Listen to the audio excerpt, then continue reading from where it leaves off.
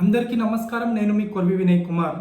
తెలంగాణ నుండి అభిషేక్ మను సింఘ్వీని రాజ్యసభకు ఎందుకు పంపుతున్నారు?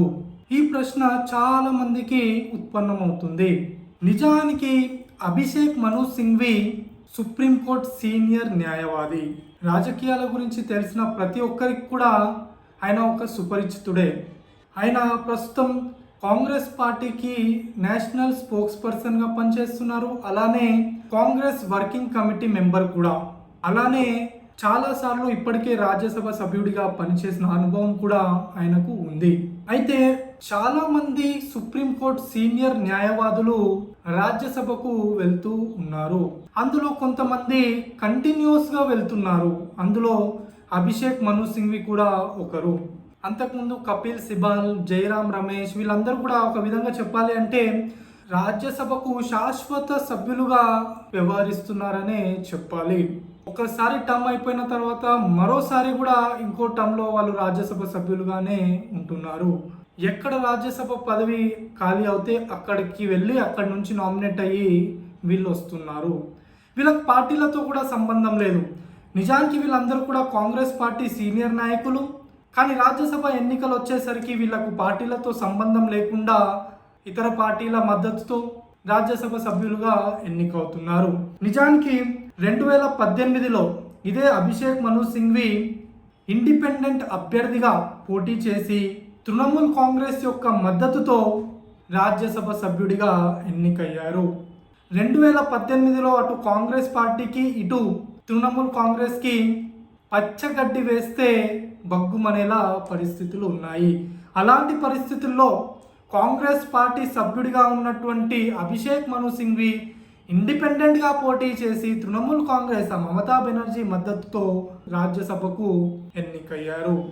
అంతెందుకు మరో సీనియర్ నాయకుడిగా ఉన్నటువంటి కపిల్ సిబాల్ కాంగ్రెస్ పార్టీకి రాజీనామా చేసిన తర్వాత వచ్చినటువంటి రాజ్యసభ ఎన్నికల్లో సమాజ్వాదీ పార్టీ యొక్క మద్దతుతో రాజ్యసభకు ఎన్నికై ప్రస్తుతం రాజ్యసభ సభ్యుడిగా కొనసాగుతున్నారు.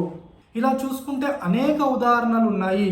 కాంగ్రెస్ పార్టీ సీనియర్ నాయకుడిగా చెప్పుకునేటువంటి మాజీ ఫైనాన్స్ మినిస్టర్ చిదంబరం కాంగ్రెస్ వాదిగా చెప్పుకునే ఆయన తమిళనాడులోని తమిళ్ మనాలి కాంగ్రెస్ అనే పార్టీ నుండి 3 సార్లు లోక్సభకు ఎన్నికయ్యారు. వీళ్ళు లోక్సభ సభ్యులుగా రాజ్యసభ సభ్యులుగా ఎన్నికయ్యేందుకు ఏ పార్టీ తరఫునైనా పోటీ చేస్తారు, ఏ పార్టీ మద్దతుతోనైనా పోటీ చేసి గెలుస్తారు. లోక్సభ సభ్యుడిగా రాజ్యసభ సభ్యుడిగా నామినేట్ అవుతారు. పేరుకు మాత్రం తాము కాంగ్రెస్ వాదులమని, కాంగ్రెస్ పార్టీ తమ ఇల్లని చెప్తూ ఉంటారు. ఈ కపిల్ సిబాల్ ఎవరైతే ఉన్నారో ఈయన అయోధ్యలో రాముని గుడి కట్టవద్దు అంటూ సుప్రీంకోర్టులో వాదించాడు. ఆయన వాదనను కాంగ్రెస్ పార్టీ సమర్థించింది కూడా. కపిల్ సిబాల్ ఒక న్యాయవాది కాబట్టి ఆయన వృత్తిని ఆయన గౌరవిస్తున్నారని, ఆయన వృత్తి యొక్క ధర్మం అదే అని చెప్పి కాంగ్రెస్ పార్టీ కపిల్ సిబాల్ను వెనకేసుకు వచ్చింది. అంతేకాదు దేశవ్యాప్తంగా అవినీతిలో చిక్కుకున్నటువంటి రాజకీయ నాయకుల యొక్క కేసులు కూడా ఈ సోకాల్డ్ సీనియర్ సుప్రీంకోర్టు న్యాయవాదులే వాదిస్తూ ఉంటారు. అటు కేజ్రీవాల్ నుండి మొదలెడితే హేమంత్ సోరెన్ మహారాష్ట్ర యొక్క నాయకులు, అలానే తెలంగాణలో కవిత కేసు వరకు అన్ని కేసులు కూడా వాదించేది వీళ్ళే. వీళ్ళు సుప్రీంకోర్టులో ఒక గంట సెషన్కు కొన్ని కోట్ల రూపాయలు ఛార్జ్ చేస్తారు. సో అంతటి పేరున్నటువంటి సీనియర్ న్యాయవాదులు వీళ్ళు. కాబట్టి వీళ్ళు రాజ్యసభ పదవి అడిగితే కాదనే వారే ఉండరు. ఏ పార్టీ అయినా సరే వారికి మద్దతు ఇచ్చేందుకు ముందుకొస్తుంది. అయితే ప్రస్తుతం తెలంగాణలో కె కేశవరావు తన రాజ్యసభ పదవికి రాజీనామా చేసి తెలంగాణ ప్రభుత్వానికి సలహాదారుడిగా నియమితులయ్యారు. అది కేబినెట్ ర్యాంక్ కావడంతో ఆయన తన రాజ్యసభ పదవికి రాజీనామా చేశారు. దీంతో కాంగ్రెస్ పార్టీ అధిష్టానం తెలంగాణతో ఎలాంటి సంబంధం లేని అభిషేక్ మను సింఘ్వీని రాజ్యసభ సభ్యుడిగా నియమించింది. ఆయన ఇప్పటికే తన నామినేషన్ పత్రాలను దాఖలు చేశారు. ఇక తెలంగాణలో కాంగ్రెస్ పార్టీకి 64 మంది సభ్యుల బలం ఉండడంతో ఇక ఆయన గెలుపు లాంఛనమనే చెప్పుకోవాలి. దీంతో ఆయన తెలంగాణ నుండి రాజ్యసభకు మరోసారి ఎన్నిక కానున్నారు. అయితే ఈ సీనియర్ న్యాయవాదులుగా ఉన్నటువంటి ఈ నలుగురు ఐదుగురు ఎప్పటికప్పుడు తమ ఫేమ్ ను కంటిన్యూ చేసుకునేందుకు వివిధ మార్గాల ద్వారా తమ యొక్క ఫేమ్ ను పెంచుకుంటూ ఉంటారు. వీరికి కొంతమంది జర్నలిస్టులు, కొన్ని మీడియా సంస్థలు కూడా వత్తాసు పలుకుతూ ఉంటాయి. రాజ్దీప్ సర్దేశాయ్ లాంటి జర్నలిస్టులు వీరిని పదే పదే డిబేట్లలో పిలిచి వారి యొక్క ఫేమ్ కంటిన్యూ అయ్యేలా చూస్తూ ఉంటారు. అయితే గాంధీ ఫ్యామిలీ, సోనియా గాంధీ, రాహుల్ గాంధీ వీరందరూ కూడా నేషనల్ హెరాల్డ్ కేసులో ఉన్నారు. వీరు ప్రస్తుతం బెయిల్ పై ఉన్నారు.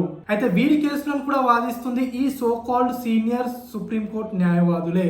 కాబట్టి కాంగ్రెస్ పార్టీ వీరు ఎన్నిసార్లు రాజ్యసభ పదవి అడిగినా కూడా నో అనకుండా రాజ్యసభ పదవి ఇస్తూ ఉంటుంది. నిజానికి ఇదే అభిషేక్ మను సింఘ్వి 2024 అంటే ఈ ఏడాది తన రాజ్యసభ పదవి ముగియగానే వచ్చినటువంటి హిమాచల్ ప్రదేశ్ రాజ్యసభ ఎన్నికల్లో కాంగ్రెస్ పార్టీ తరఫున పోటీ చేశారు. నిజానికి హిమాచల్ ప్రదేశ్లో కాంగ్రెస్ ప్రభుత్వమే ఉంది. అక్కడ కాంగ్రెస్ కి సరిపడిన బలం ఉంది. ఆ రాజ్యసభ సీటును కూడా కాంగ్రెస్ పార్టీయే కైవసం చేసుకోవాలి. కానీ అనూహ్య కారణాల వల్ల కొంతమంది కాంగ్రెస్ పార్టీ ఎమ్మెల్యేలు, అలానే ఇండిపెండెంట్ ఎమ్మెల్యేలు బీజేపీ అభ్యర్థికి మద్దతు తెలపడంతో అభిషేక్ మను సింఘ్వి అక్కడ ఓటమి చెందారు. బీజేపీ అభ్యర్థి అక్కడ విజయం సాధించారు. అయినప్పటికీ కూడా మళ్ళీ ఆ వెంటనే వచ్చినటువంటి తెలంగాణ రాజ్యసభ ఎన్నికల్లో మళ్ళీ అభిషేక్ మను సింఘ్వికే అవకాశం కల్పించింది కాంగ్రెస్ పార్టీ అధిష్టానం. అయితే ఈ సో కాల్డ్ సుప్రీంకోర్టు న్యాయవాదులుగా ఉన్నటువంటి ఈ నలుగురు ఐదుగురు చాలా పవర్ఫుల్ లాబీని నడిపిస్తూ ఉంటారు. చాలా పవర్ఫుల్ లాబీ. ఎట్లాంటి లాబీస్ అంటే వీళ్ళు తలుచుకుంటే జడ్జిమెంట్లను కూడా తారుమారు చేయగలరు. రాత్రికి రాత్రే జడ్జిమెంట్లు తీసుకురాగలరు. ఈ నార్మల్ న్యాయవాదులకు ఇది అంత సాధ్యమయ్యే పని కాదు. న్యాయమూర్తులు వస్తుంటారు, 2-3 ఏళ్ళు అక్కడ పనిచేస్తారు, వెళ్ళిపోతారు. కానీ వీళ్ళు తరతరాలుగా అక్కడే ఉంటూ అనేక కేసులు వాదిస్తూ అక్కడ పాతుకుపోయారు. దీంతో వీళ్ళ ఇన్ఫ్లుయెన్స్ కూడా చాలా ఎక్కువ. మళ్ళీ వీళ్ళకి 100 కోట్ల ఆస్తులు కూడా ఉన్నాయి. మొన్న జరిగినటువంటి రాజ్యసభ ఎన్నికల్లో అభిషేక్ మను సింఘ్వి తన అఫిడవిట్ లో తన ఆస్తుల విలువ 650 కోట్లుగా చూపించారు. ఇప్పుడు అవి కొంత పెరిగి ఎంతైందనేది నాకైతే ప్రస్తుతానికి తెలియదు. కానీ తెలంగాణ రాజ్యసభ ఎన్నికల్లో ఆయన అఫిడవిట్ చూస్తే మనకు అర్థమవుతుంది. ఈ సో కాల్డ్ సీనియర్ సుప్రీంకోర్టు న్యాయవాదులుగా చెప్పుకోబడే వీళ్ళు పదే పదే తమ వృత్తి ధర్మం కోసం సుప్రీంకోర్టులో తప్పులను కూడా వాదించగలరు. సుప్రీంకోర్టులో తప్పుగా వాదించి బయటికి వచ్చి ప్రజాస్వామ్యం గురించి మాట్లాడతారు, పౌర హక్కుల గురించి మాట్లాడతారు, సామాజిక న్యాయం గురించి మాట్లాడతారు, సాంఘిక ఆర్థిక అసమానతల గురించి కూడా మాట్లాడగలరు. వీళ్ళు తలుచుకుంటే దేని మీదైనా వీళ్ళు మాట్లాడగలరు. ఎలా తలుచుకుంటే అలా మాట్లాడగలరు. సుప్రీంకోర్టులో మాట్లాడగలరు, సుప్రీంకోర్టు బయట కూడా మాట్లాడగలరు. భారత రాజకీయాల్ని, వ్యవస్థల్ని శాసిస్తున్నారు వీళ్ళు. కాబట్టి ఏ పార్టీ అయినా సరే వీరిని రాజ్యసభకు పంపించేందుకు సిద్ధంగానే ఉంటాయి. అలానే కాంగ్రెస్ పార్టీ కూడా మరో అవకాశం ఇచ్చి అభిషేక్ మను సింఘ్విని తెలంగాణ నుండి రాజ్యసభకు నామినేట్ చేసింది. ధన్యవాదాలు.